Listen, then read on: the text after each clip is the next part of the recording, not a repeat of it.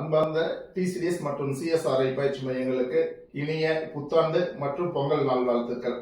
இன்னைக்கு நாம ஒரு பயிற்சி மையத்துக்கு என்னென்ன சந்தேகங்கள் வருங்கிறத சென்ட்ரலையும் சரி அல்லது வந்துட்டு இப்போ நம்ம புதுசாக ஒரு தொழில் செய்ய போகிறோம் அதுலேயும் சரி அதை நம்ம நிர்வாக இயக்குநர்கிட்ட கேட்டு தெரிஞ்சுக்கலாம்.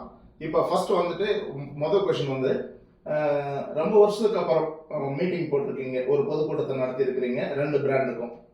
இந்த 2 பிராண்டுக்கும் பொதுக்கூட்டம் நடத்துனதோட நோக்கம் என்ன, உங்களோட லட்சியம் என்ன? எல்லா பயிற்சி மையங்களுக்கும், அதாவது டிசிடிஎஸ் மற்றும் சிஎஸ்ஆர்ஐ அனைத்து பயிற்சி மையங்களுக்கும் தலைமை அலுவலகத்தின் சார்பாக புத்தாண்டு மற்றும் பொங்கல் நல்வாழ்த்துக்களை தெரிவித்துக் கொள்கிறேன்.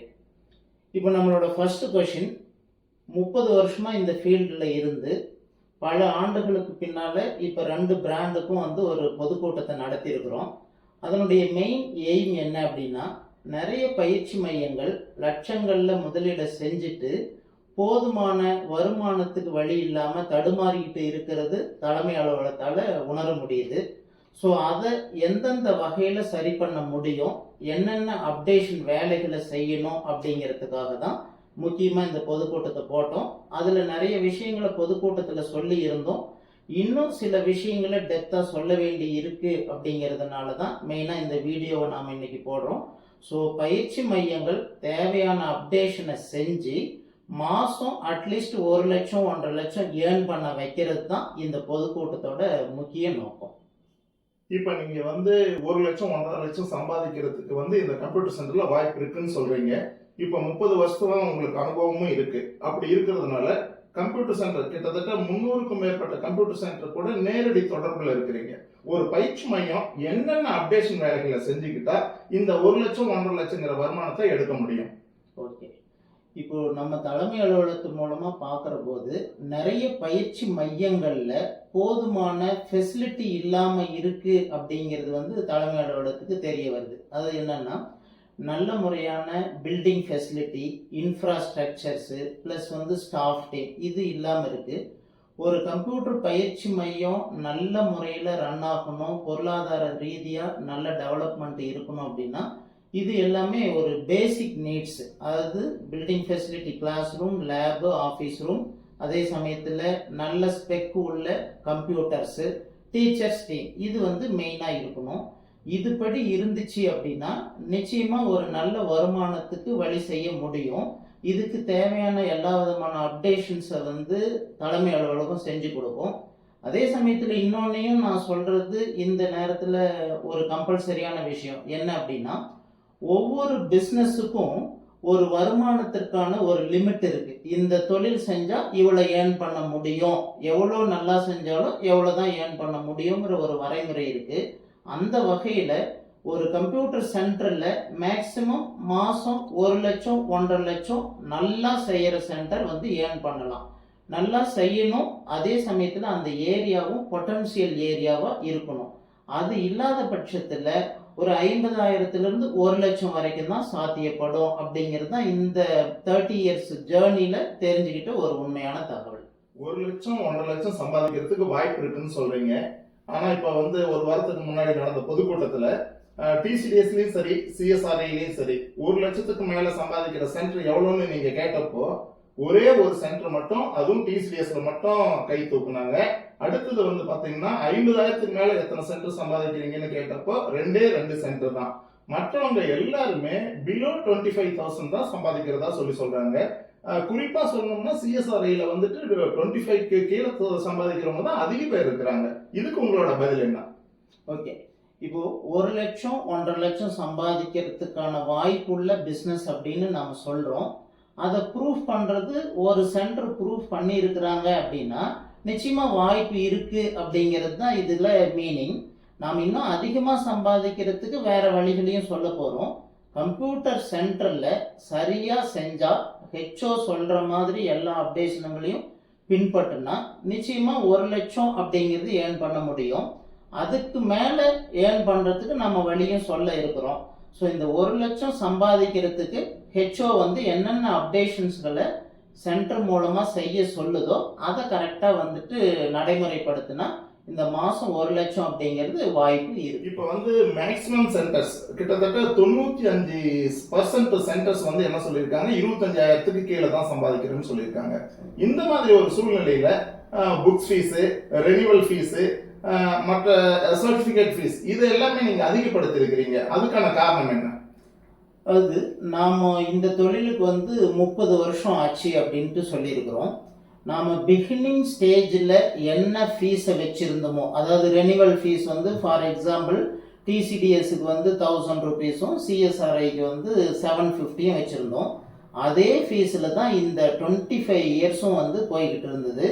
சென்டர்னுடைய எல்லா நிலைமையும் தெரிஞ்சதுனால இருக்கிற ஹெச்ஓலையே ரொம்ப ரொம்ப நாமினலான ஒரு காஸ்ட் அப்படின்னா நம்ம நிறுவனத்தில் தான் வச்சுருந்தோம்.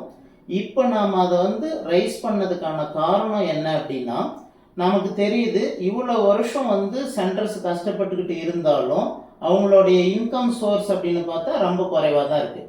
ஸோ அதே நிலைமையில் போய்கிட்டு இருந்தால் இது இன்னும் குறையறதுக்கான வாய்ப்புகள் அதிகமாகிடும். ஸோ அதனால் இதையெல்லாம் ரிசர்ச் செஞ்ச பின்னால் இதுக்கு என்னென்ன வழிமுறைகளை மாற்றி அமைச்சா நம்மளாலையும் நம்ம சென்டர்னாலையும் நல்ல முறையில் போக முடியும் அப்படிங்கிறதுனால நிறைய அப்டேஷன்ஸ்களை செஞ்சுட்டு ஒரு மினிமமான ஒரு ஃபீஸை தான் வந்து இன்க்ரீஸ் பண்ணியிருக்கிறோம். அப்போவும் மற்ற ஹெச்ஓ கூட கம்பேர் பண்ணும்போது நம்மளுடைய இந்த புக் ஃபீஸோ சர்டிஃபிகேட் ஃபீஸோ கண்டிப்பாக குறைவாக தான் இருக்கும். ஃபார் எக்ஸாம்பிள் வருஷத்துக்கு ஒரு 500 ரூபாய் ரைஸ் பண்ணியிருந்தால் கூட பரவாயில்லை அப்படிங்கிற ஒரு சில சென்டர்னுடைய கருத்து இருந்துச்சு. அந்த கணக்கு பார்த்தோம்னா இது குறைவு தான். ஏன்னா 20 வருஷத்துக்கு 500 சேர்த்திருந்தால் கூட அதனுடைய ரேஷியோ வந்து 10,000 ஆயிருக்கும். ஸோ இப்போ நாம் வந்து ஒரு 3000 தான் பண்ணிப்போம். அதில் பல மடங்கு அப்டேஷன் ஒர்க் வந்து நிச்சயமாக இருக்கு. இப்போ வந்து இந்த renewal fees, books fees, certificate fees அப்படிங்கிறது கூட ஏதோ ஒரு ஓகேங்கிற மாதிரி இருக்கு. ஆனா வந்து மாசம் மாசம் ஒவ்வொரு மாசமும் 1000 ரூபாய் வந்துட்டு அட்வர்டைஸ்மெண்ட்டுக்காக பண்ணணும்னு சொல்றீங்க. இது வந்து கொஞ்சம் எங்கள் மாதிரி ரொம்ப ரூரல் இருக்கிற சென்டர் பாதிக்குமோன்னு பயமா இருக்கு. மாசம் 1000 ரூபாய் கட்டுறது எப்படிங்கிற ஒரு கேள்வியும் இருக்கு. அந்த அளவுக்கு எங்களுக்கு சப்போர்ட் பண்ணுமா? நீங்க சொல்ற இந்த 1000 ரூபாயில அட்வர்டைஸ்மெண்ட்டுங்கிறது எங்களுக்கு ரீச் ஆகுமா? அது இந்த கொஷினை பொறுத்த வரைக்கும் ஒரு கம்ப்யூட்டர் சென்டர் 3 மாதத்துக்கு ஒரு முறை பெரிய அளவில் விளம்பரம் செஞ்சால் மட்டும்தான் ஸ்டூடெண்ட் என்கொயரியோ அட்மிஷனையோ வந்து கவர் பண்ண முடியுது. அந்த வகையில் இப்போ ஏற்கனவே ஒவ்வொரு சென்டரும் வந்து கிட்டத்தட்ட 3 மாதத்துக்கு ஒரு முறை 10,000 ரூபாய் 15,000 ரூபாய் செலவு செஞ்சு நோட்டீசஸ், போஸ்டர்ஸ் இதெல்லாம் செஞ்சுக்கிட்டு தான் இருக்காங்க. ஸோ இப்போது இந்த notices, wall poster, lamp poster பொறுத்த வரைக்கும் கொஞ்சம் ஓல்டு ஃபேஷனாக ஆயிடுச்சு.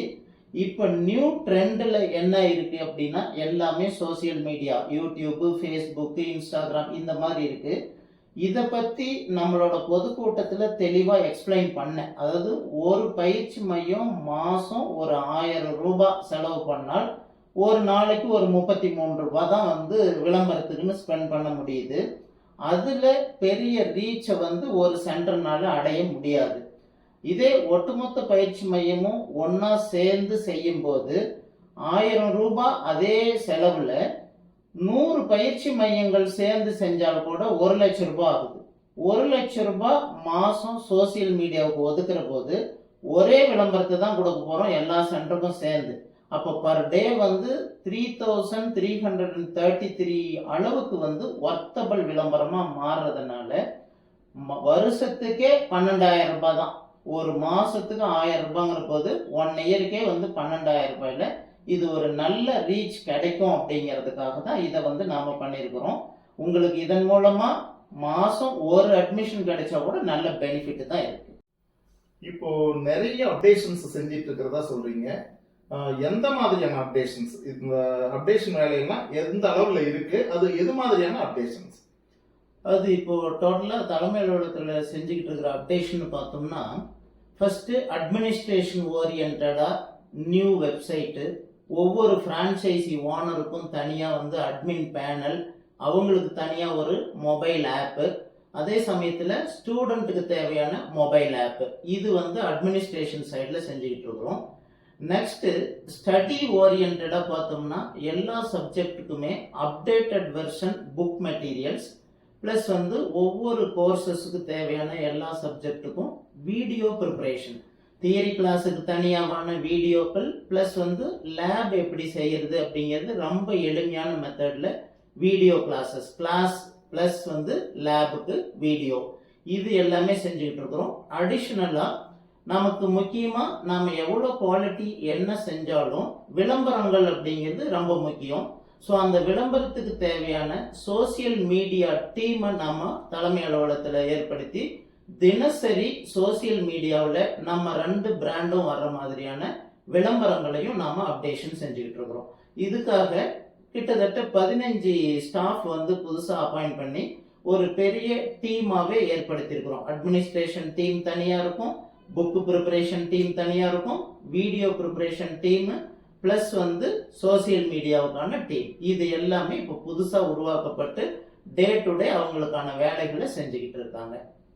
ஓகே சார், இப்போ நீங்க சொல்ற விஷயங்கள் எல்லாம் ஃபாலோ பண்ணிடுறோம், செஞ்சிடறோம். ஓகே, நீங்க என்ன சொன்னீங்களோ அதெல்லாம் அப்படியே ஃபாலோ பண்ணிட்டோம்.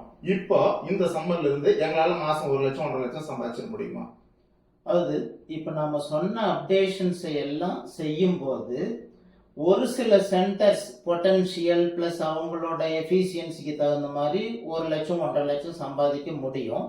பட் எல்லா சென்ட்ராலையும் அந்த ஏர்னிங்ஸை எடுக்க முடியுமா அப்படின்னு பார்க்குற போது அதுக்கான வாய்ப்புகள் வந்து சம் பர்சன்டேஜ் குறைவு தான். என்ன ரீசன்னா, எல்லா ஏரியாவும் ஒரே மாதிரி இருக்காது, ஒரே பொட்டன்ஷியல் இருக்காது, எல்லா பயிற்சி மைய ஓனர்ஸினுடைய எஃபிஷியன்சியும் ஒரே மாதிரி இருக்காது.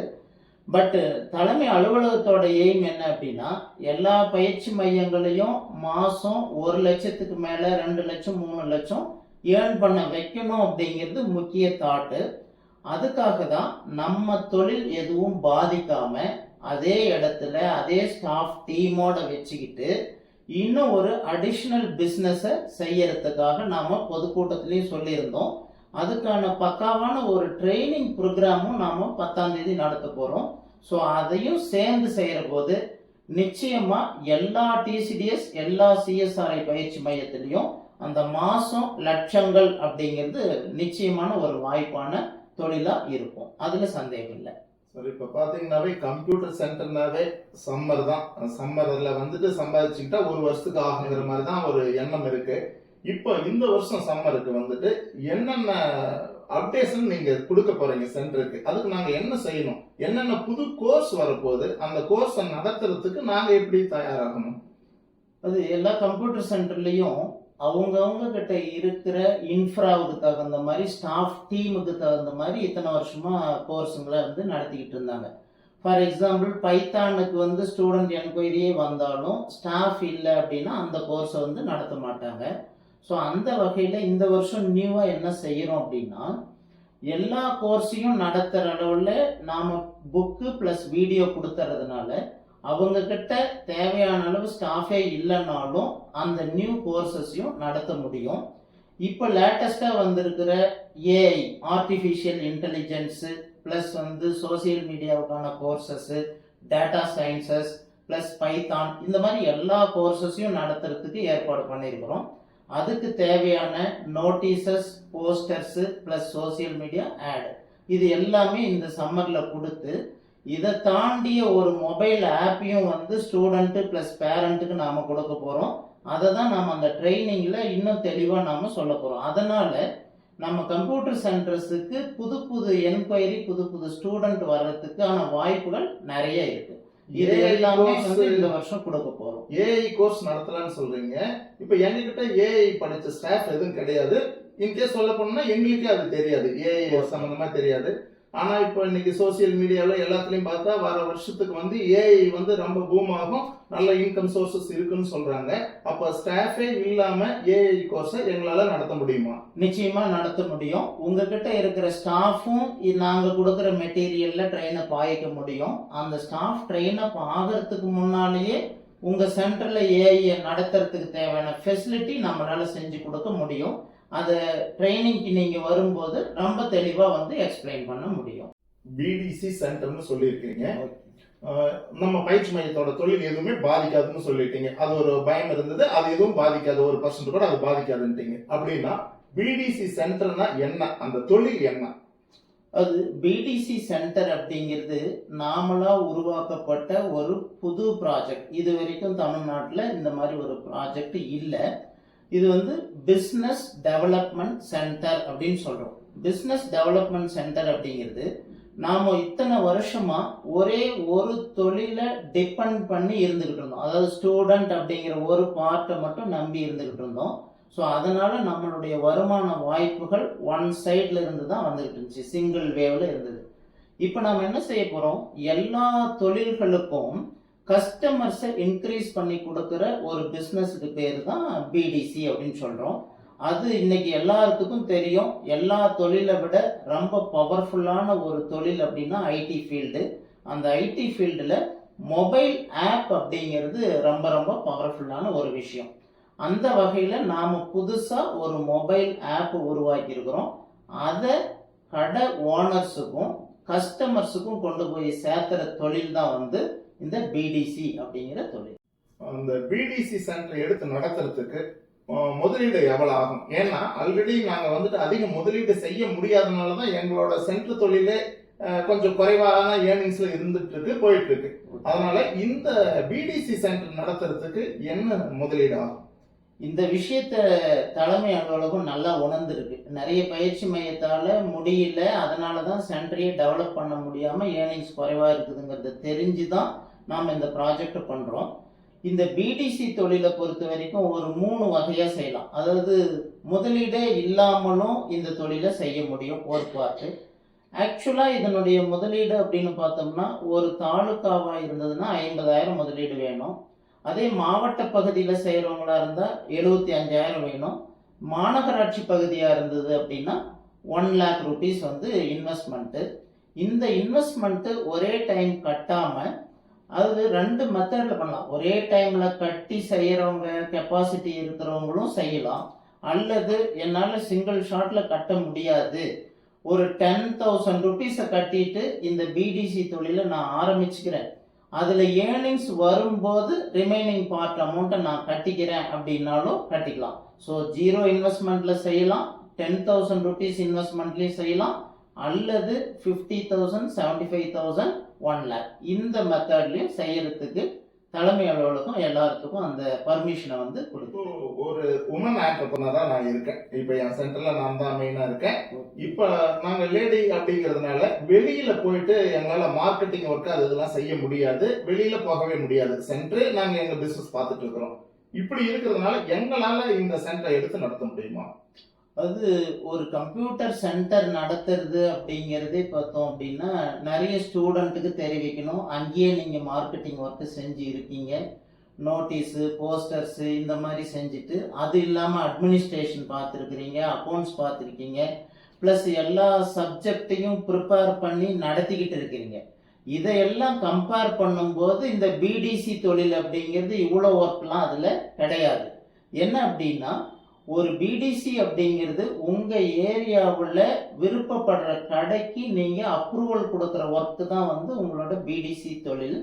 இதுக்கு இந்த கம்பெனி வந்து தேவையான விளம்பரங்களை வந்து சோசியல் மீடியாவில் கொடுத்துரும்.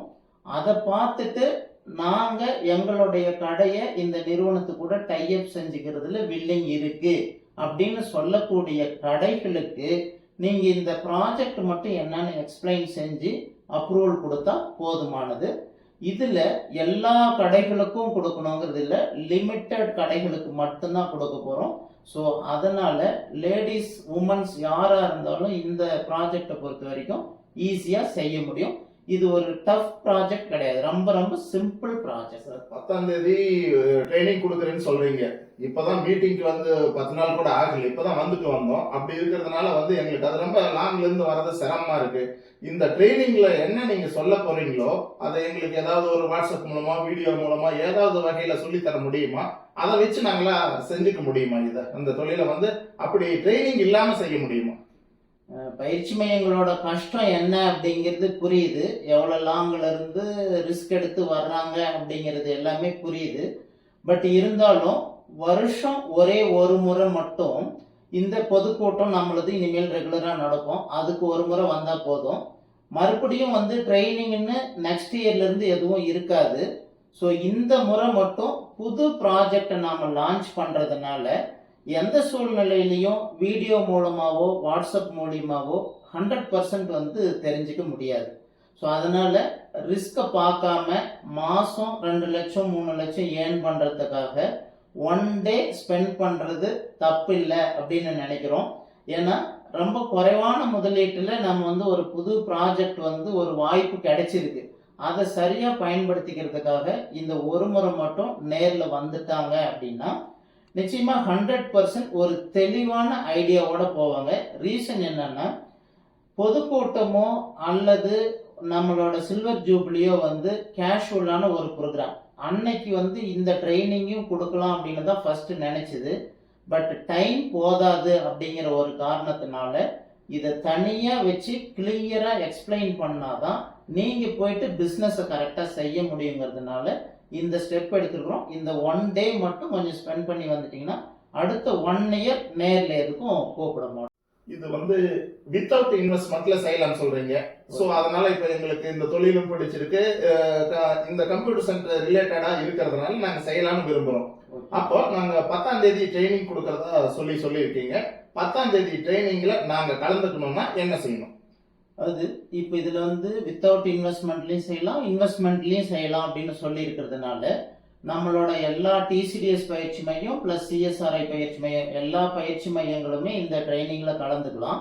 அதை கலந்துக்கணும் அப்படின்னா யார் யாரெல்லாம் கலந்துக்க போறீங்க அப்படிங்கிறதுக்காக நம்ம இந்த வீடியோவுக்கு கீழேயே ஒரு லிங்க் கொடுக்க போறோம். அந்த லிங்க்ல கூகுள் ஃபார்மை வந்து ஃபில் பண்ணி சப்மிட் பண்ணிட்டீங்கன்னா அவங்களுக்கு தேவையான ஏற்பாடுகளை வந்து இங்க தலைமை அலுவலகத்துல இருந்து செஞ்சு வச்சிருவோம். ஸோ எல்லாருமே கலந்துக்கலாம். கலந்துக்கிட்ட பின்னால நீங்க டிசைட் பண்ணலாம் வித் இன்வெஸ்ட்மெண்ட்ல செய்யலாமா அல்லது வித்தவுட் இன்வெஸ்ட்மெண்ட்ல செய்யலாமா அப்படிங்கறத நீங்க டோட்டல் ட்ரைனிங் எடுத்து முடிச்சிட்டு அப்புறம் நீங்க டிசைட் பண்ணிட்டு சொல்லலாம். இப்போ பிடிசி சென்டர் நாங்க எடுத்துட்டோம் சார், நடத்துறோம். மாசம் எங்களால எவ்வளவு சம்பாதிக்க முடியும்? ஒரு பிடிசி சென்டரோட வருமானம் எப்படி இருக்கும்? அதாவது பிடிசி சென்டர்ல ஒவ்வொருத்தரோட பயிற்சி மைய ஓனரோட திறமையை பொறுத்து minimum 1 lakh, minimum per month 1 லேக்ல இருந்து நிச்சயமா 3 லேக் 4 லேக் அப் டு 5 லேக் வரைக்கும் ஏர்ன் பண்ண முடியும். அதுக்கான எல்லா சாத்தியக்கூறுகளையும் 5 வருஷமா சர்வே பண்ணிட்டு தான் இந்த பிசினஸ் நம்ம லான்ச்சே பண்றோம். ஸோ மினிமம் 1 to 5 லேக் வரைக்கும் ஏர்ன் பண்றதுக்கான வாய்ப்புகள் இதுல 100% இருக்கு. இப்போ அன்னைக்கு நடந்த பொதுக்கூட்டத்துல சம் சுச்சுவேஷன், ஃபேமிலி சுச்சுவேஷன்னால எங்களால கலந்துக்க முடியல. ஆனா இந்த வீடியோ பார்க்கும்போது இந்த பிசினஸ் நாமளும் செய்யலாங்கிற எண்ணம் எங்களுக்கு வருது. அதனால இப்ப நாங்களும் கலந்துக்கலாம்னு நினைக்கிறோம். அன்னைக்கு பொதுக்கூட்டத்துல நடந்த எந்த விஷயமும் எங்களுக்கு தெரியாது. இப்ப நாங்க கலந்துக்கணும்னா என்ன செய்யணும்? நம்ம நிறுவனத்துல இத்தனை வருஷம் ஜேர்னி பண்ணின ஒரு நிறுவனம், ஒரு பயிற்சி மையம் அப்படிங்கிறதுனால இந்த 10ஆம் தேதி வாய்ப்பு மட்டும் எல்லா டிசிடிஎஸ் எல்லா சிஎஸ்ஆர்ஐ பயிற்சி மையங்களுக்கும் கொடுக்கறதா நாம இருக்கிறோம். ஸோ அதனால இந்த லாஸ்ட் சான்ஸை யூஸ் பண்ணிக்கணும் அப்படின்னு நினைக்கிற பயிற்சி மையங்கள் தாராளமா வந்து இந்த ட்ரைனிங் ப்ரோக்ராமுக்கு வரலாம். இந்த ட்ரைனிங் ப்ரோக்ராமுக்கு வந்துட்டு முழு விஷயங்களையும் தெரிஞ்சுக்கிட்ட பின்னால நீங்க இந்த பிசினஸை எப்படி செய்யலாம் அப்படிங்கிறத யோசிச்சு முடிவெடுக்கலாம். தாராளமா வரலாம். நீங்களும் அதே மாதிரி அந்த கூகுள் லிங்க்ல அனுப்பியிருக்கிற கூகுள் ஃபார்மை வந்து ஃபில் பண்ணி சப்மிட் பண்ணிட்டு கன்ஃபார்மா வர்றேன் அப்படின்னு சொல்லிட்டீங்கன்னா அதை மீட்டிங்ல கலந்துக்கலாம், ட்ரைனிங் ப்ரோக்ராம்ல கலந்துக்கலாம். 1 லட்சம் 2 லட்சம் 3 லட்சம் 5 லட்சம் வரைக்கும் சொல்றீங்க. இப்ப நாங்க 2 லட்சம் 3 லட்சம் போட்டு கம்ப்யூட்டர் சென்டர் நடத்திக்கிட்டு ஃபுல் டே அதே வேலையை செய்யறோம். அதுலயே எங்களால இப்ப அப்படி சம்பாதிக்க முடியலங்கிறது தான் இப்ப அன்னைக்கு நாங்க மட்டும் இல்லாம நிறைய சென்டரோட நிலைமையா இருக்கு. அப்படி இருக்கும்போது வேறு ஒரு 10,000 ரூபாய் முதலீடு பண்ணுங்க, 10,000 ரூபாய் முதலீடு பண்ணிட்டு மாசம் 1 லட்சம் சம்பாதிக்கலாங்கிறது சாத்தியமா? நிச்சயமா இது வந்து சாத்தியம். என்னன்னா முதலீட்டை அதிகமா போட்டுட்டால் மட்டும் அதிக வருமானம் வந்துடும் அப்படிங்கிறது கிடையாது. எங்க டெக்னாலஜி இருக்கு, எங்க ஃபியூச்சர் இருக்கு, இந்த பிசினஸ்னுடைய தனித்தன்மை என்ன, இதையெல்லாம் உணர்ந்து செயல்பட்டு அதை பார்த்துட்ட பின்னால்தான் நம்ம இதை லான்ச்சே பண்றோம். நிச்சயமா இதுக்கான வாய்ப்புகள் முழுமையா இருக்கு. ட்ரைனிங்ல உங்களுக்கு அதுக்கான மொபைல் ஆப்பை இன்ஸ்டால் செஞ்சு கொடுத்து ஒரு ஷாப்பு, ஒரு கஸ்டமர், ஒரு பிடிசி சென்டர் எல்லா நிலையிலையும் உங்களை இருக்க வச்சு அதையெல்லாம் நீங்களா ப்ராக்டிக்கலா செஞ்சு பார்த்து உணர்ற அளவில் உங்களுக்கு அந்த ட்ரைனிங் இருக்கும். அந்த ட்ரைனிங் முடிச்சிங்கனாவே உங்களுக்கு தெரிஞ்சிடும் இதில் வாய்ப்பு இருக்குமா இல்லையாங்கிறது. 100% வாய்ப்பு இருக்குங்கிற நம்பிக்கை அந்த ட்ரைனிங்கில் உங்களுக்கு வந்துடும். ஸோ இது நிச்சயமாக வாய்ப்பு உள்ள ஒரு ப்ராஜெக்ட் தான். என்ன ரீசன்னா, இன்னைக்கு இருக்கிற ட்ரெண்டிங்கில் மொபைல் ஆப்பினுடைய power as a computer centre ஓனராக நாம் எல்லாருமே உணர்ந்திருப்போம். அந்த ட்ரைனிங்கில் நல்லாவே உணர வைக்க முடியும். நிச்சயமாக அதுக்கான வாய்ப்பு இருக்கு. எவ்வளவு பேருக்கு ட்ரைனிங் கொடுக்க போறீங்க? இதை எப்படி செயல்படுத்த போறீங்க? சுமார் எத்தனை இடத்துல செய்யலான்னு பிளான் வச்சிருக்கீங்க? அது இந்த பிஸ்னஸை ஜென்ரலாக சொல்ல போனால் ஒரு கம்ப்யூட்டர் சென்டர் இந்த பிஸ்னஸை செய்யறது ரொம்ப ரொம்ப ஈஸி. ஏன்னா அவங்களுக்கு வேற எதுவுமே தேவையில்லை, எல்லா வசதிகளும் ஆல்ரெடி இருக்கு. அதனால நம்ம கையில் இருக்கக்கூடிய டோட்டலாக 300 பயிற்சி மையங்களுக்கும் இந்த பிஸ்னஸ் வாய்ப்பை கொடுக்கறதுக்காகவும் அந்த எல்லாத்துக்குமே இந்த ட்ரைனிங் ப்ரோக்ராமை கொடுக்கறதுக்காக தான் ஃப்ரீ இன்வெஸ்ட்மெண்ட், அதாவது இன்வெஸ்ட்மெண்ட்டே இல்லாமலும் 10,000ல 50,000ல செய்யலாங்கிற முடிவுக்கு நாம் வந்திருக்கிறோம். ஸோ ஃபஸ்ட்டு நம்மளோட பிளான் 300 இடத்துல, தமிழ்நாட்டில் 300 இடத்துல செய்யலான் இருக்கிறோம். அதுக்கு அடுத்தது தேவைப்படக்கூடிய இடத்துல 1 by 1 நாம இன்க்ரீஸ் பண்ண போகிறோம். ஸோ இப்போ ஃபஸ்ட்டு நம்ம சென்டருக்கு தான் ப்ரிஃபரன்ஸ். கம்ப்யூட்டர் சென்டரால் இதை ஈஸியாக செய்ய முடியுங்கிறதுனால அந்த சான்ஸை நம்ம கொடுத்துருக்குறோம். சார், ஹலோ டிசிடிஎஸ் அப்புறம் சிஎஸ்ஆர்ஐ சென்டர்ஸ் ஓனர்ஸ் சார்பாக நான் ஓரளவுக்கு ஜட்ஜ் பண்ணி என்னென்ன சந்தேகங்கள் வருங்கிறதையெல்லாம் நான் கேட்டுட்டேன். அப்படி இருக்கும்போது உங்க மனசுல இன்னும் ஒரு சில சந்தேகங்கள் இருக்கும். அதெல்லாம் நேர்ல கலந்துக்கிட்டீங்கன்னா கிளியரா கேட்டு தெரிஞ்சுக்கலாம். கண்டிப்பா மிஸ் பண்ணாதீங்க. 10ஆம் தேதி நம்ம ஒரு பிசினஸ் சரியா செட் பண்றதுக்கு நம்ம எவ்வளவு முதலீடு பண்றோம், எவ்வளவோ நேரத்தை செலவு பண்றோம். இந்த 2025ஓட கோலா இதை செட் பண்ணிக்கிட்டு ஒரே ஒரு நாள் 10ஆம் தேதி நீங்க இந்த ப்ரோக்ராம், இந்த ட்ரைனிங்க்கு வாங்க. வந்தீங்கன்னா இப்ப அன்னைக்கு யாரையும் உங்களை பணம் கட்டுங்க அதெல்லாம் எதுவும் சொல்ல போற கிடையாது. இப்போ நம்ம இந்த ட்ரைனிங் அட்டன் பண்றோம். ட்ரைனிங்ல சொல்லக்கூடிய விஷயங்கள் பிடிச்சிருந்தது அப்படின்னா நாம இந்த தொழிலை செய்ய போறோம். அதனால ஒரு புதிய விஷயத்தை கத்துக்கிறதுல, தெரிஞ்சுக்கிறதுல எந்த தப்பும் இல்லைன்னு நினைக்கிறேன். உங்களை எல்லாரையும் அன்போட வரவேற்கிறேன். 10ஆம் தேதி மீட்டிங்கை தவறாம அட்டன் பண்ணுங்க. கண்டிப்பா 2025 வெற்றிகரமான ஆண்டாக அமையும். மீண்டும் ஒரு முறை எல்லோருக்கும் இனிய புத்தாண்டு நல்வாழ்த்துக்கள், பொங்கல் வாழ்த்துக்கள். நன்றி, வணக்கம். எல்லா டிசிடிஎஸ் மற்றும் சிஎஸ்ஆர்ஐ பயிற்சி மையங்களுக்கும் நாம் பொதுக்கூட்டத்தில் தெரிவிச்சிருந்த மாதிரி 2 முக்கிய இலக்கை 2025க்கு நிர்ணயிச்சிட்டோம். அதை நிச்சயமாக எல்லோரும் சேர்ந்து நிறைவேற்றுறது நம்மளோட 2025ஆம் ஆண்டுக்கான கடமையாக எடுத்துக்கிறோம். ஒன்று, எல்லா பயிற்சி மையங்களையும் நல்லா அப்டேட் பண்ணி நல்ல வருமானத்துக்கு கொண்டு வர்றது. இன்னொன்று, அதே இடத்துல ஒரு அடிஷ்னல் பிஸ்னஸை செஞ்சு லட்சங்களில் மாதம் நிரந்தரமாக லட்சங்களில் சம்பாதிக்கணும். இந்த 2 விஷயத்துக்கான ட்ரைனிங் ப்ரோக்ராம் தான் நாம் நடத்த போகிறோம். இந்த ட்ரைனிங்கில் நீங்கள் வரும்போது என்னென்ன சந்தேகங்கள் இருக்கோ அதை எல்லாமே நீங்கள் நோட் பண்ணிக்கிட்டு வர்றதுக்கு வசதியாக நான் இந்த வீடியோ கூட ஒரு மொபைல் ஆப்பினுடைய லிங்கை அனுப்பி வைக்கிறேன். அதை எப்படி இன்ஸ்டால் பண்ணணும் அப்படிங்கிற கைடையும் அனுப்பி வைக்கிறேன். அதை இன்ஸ்டால் செஞ்சுக்கிட்டு அந்த மொபைல் ஆப்பை அப்படியே ஒரு முறை கோத்ரூ பண்ணுங்க. கோத்ரூ பண்ணிட்டு என்னென்னலாம் நாம் கேட்டு தெரிஞ்சுக்கணும் அப்படிங்கிற விஷயத்தோட நீங்கள் உங்களுக்கு இருக்கிற எல்லா விதமான சந்தேகங்களும் டிசிடிஎஸ்லையும் சரி, சிஎஸ்ஆர்ஐலையும் சரி, புதுசாக ஆரம்பிக்கிற பிடிசி சென்டர்லையும் சரி, எல்லா சந்தேகங்களையும் தெளிவாக கேட்டு தெரிஞ்சுக்கிட்டு ஒரு திறந்த தெளிவான மனநிலையோட போய் நிச்சயமா இந்த பிஸ்னஸை செஞ்சீங்க அப்படின்னா அடுத்த ஆண்டு நம்மளுடைய பொதுக்கூட்டத்துக்கு வரும்போது எல்லா பயிற்சி மையங்களும் ஹாப்பியா நிரந்தரமா மாசம் 1 to 2 lakh நம்மளால ஏர்ன் பண்ண முடியுது, ஏர்ன் பண்ணிக்கிட்டு இருக்கிறோம் அப்படிங்கிற சந்தோஷத்தோட இந்த நம்மளோட பொதுக்கூட்டத்துக்கு வரணும் அப்படின்னு வேண்டி விரும்பி கேட்டுக்கிறேன். அதே சமயத்தில் மீண்டும் ஒரு முறை நமது எல்லா பயிற்சி மையங்களுக்கும் இனிய புத்தாண்டு மற்றும் பொங்கல் நல்வாழ்த்துக்கள். நன்றி, வணக்கம்.